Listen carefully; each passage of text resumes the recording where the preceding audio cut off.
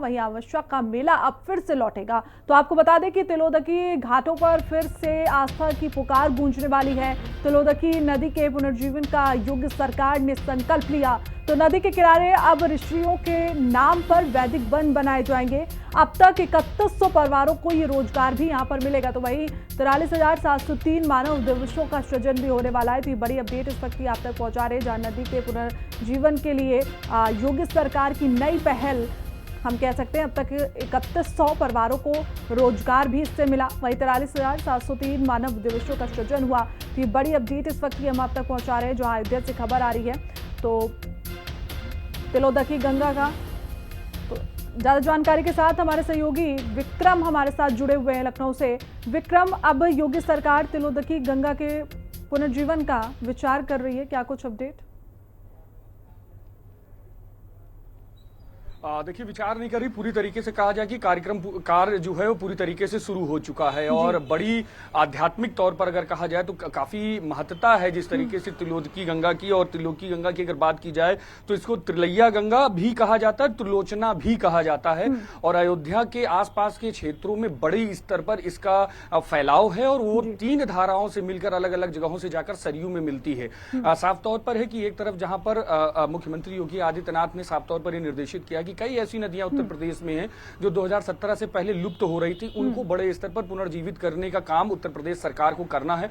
और ऐसे में सिंचाई विभाग, जल शक्ति विभाग लगातार बड़े स्तर पर इसके लिए काम कर रहा है। लखनऊ की अगर बात कर ली जाए तो कुकरेल नदी जिस तरीके से पूरी तरीके से विलुप्त हो चुकी थी, उसको अब पुनर्जीवित करने का काम बड़े स्तर पर किया जा रहा है। वहीं पर अब अयोध्या में भी तिलोदकी गंगा जो है उसको भी पुनर्जीवित करने का काम उत्तर प्रदेश सरकार बड़े स्तर पर कर रही है। और सबसे बड़ी बात यह है कि जहां एक तरफ धार्मिक आस्थाओं को इससे मजबूती मिल रही है, तो वहीं पर जो रोजगार का भी सृजन बड़े स्तर पर हो रहा है। लगभग अगर कहा जाए तो 3100 ग्रामीण ऐसे हैं जिनको इसके तहत रोजगार मिल रहा है।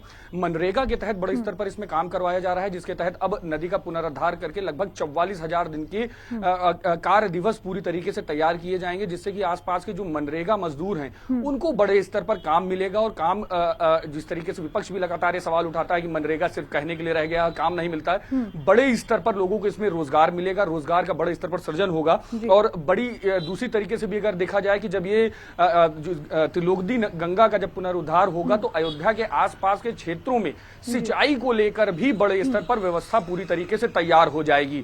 लगातार जिस तरीके से देखा जाता है कि बड़े अलग अलग जगहों पर जो बाढ़ का पानी आता है, खासतौर पर अगर पूर्वांचल क्षेत्र की बात की जाए तो वो भी नहरों के तहत अलग अलग जगहों पर पानी जो है वो डिस्ट्रीब्यूट किया जा सकेगा, जिससे कि बाढ़ की जो समस्याएं आती हैं उसको भी बड़े स्तर पर कंट्रोल किया जा सकेगा। तो कहा जाए कि जहां एक तरफ मुख्यमंत्री योगी आदित्यनाथ की इस पहल ने बड़े स्तर पर धार्मिक मान्यताओं को मजबूती दी है, तो वहीं पर किसानों के लिए भी एक ये बड़ी सौगात है और रोजगार भी बड़े स्तर पर इसमें सृजित हो रहे हैं। बिल्कुल विक्रम, हम कह सकते हैं कि इस विचार के बाद, इस संकल्प के बाद किसानों को भी लाभ मिलेगा, रोजगार भी लोगों को मिलेगा और ऋषियों के नाम पर भी वैदिक वन बनाने की बात कही जा रही है। देखिए, बिल्कुल साफ तौर पर बड़े स्तर पर लोगों को रोजगार मिलेगा। और देखिए, 44,000 दिन के कार्य दिवस तैयार होना मनरेगा के अंतर्गत, तो साफ तौर पर इस बात से समझा जा सकता है कि कितने बड़े स्तर पर लोगों को रोजगार एक लंबे समय के लिए मिलेगा। 3100 ग्रामीण ऐसे हैं जिनको इसके तहत कार्य योजना के तहत रखा गया है, जो पूरी तरीके से इस मनरेगा के कार्यक्रम पूरे जो पुनरुद्धार कार्यक्रम है उसका बड़े स्तर पर इसका हिस्से में रहेंगे और पूरी तरीके से काम करने का काम इसमें ग्रामीणों के द्वारा किया जाएगा। और देखिए, अगर धार्मिक आधार पर भी कहा जाए तो ये कहा जाता है कि जो तिलैया गंगा है, जो जिसको तिलोकदा गंगा भी कहा जाता है, ये बड़े स्तर पर ऋषि रमणक जो हैं उनकी तपोस्थली से इसका उद्गम स्थान माना जाता है। और अयोध्या में लगभग ये 20 से 25 किलोमीटर का क्षेत्र पूरा कवर करती है। और ऐसे में जब इसका नदी का पूरी तरीके से पुनरुद्धार हो जाएगा, जिसमें अभी तक की 11 से 12 किलोमीटर का काम पूरा हो चुका है, और जब से ये पूरी तरीके से बनकर तैयार हो जाएगी और इसमें जब जल प्रवाह शुरू होगा तो साफ तौर पर है किसानों के लिए एक बड़ी राहत की बात रहेगी। क्योंकि जिस तरीके से ये देखा जाता है कि अमूमन 2017 से पहले जो किसान जो हैं वो ट्यूबवेल के ऊपर पूरी तरीके से आश्रित रहते थे, बिजली का बिल भी किसानों को बड़े स्तर पर आता। योजना के बाद लगातार सबको राहत मिलने वाली है और लंबे समय के लिए रोजगार भी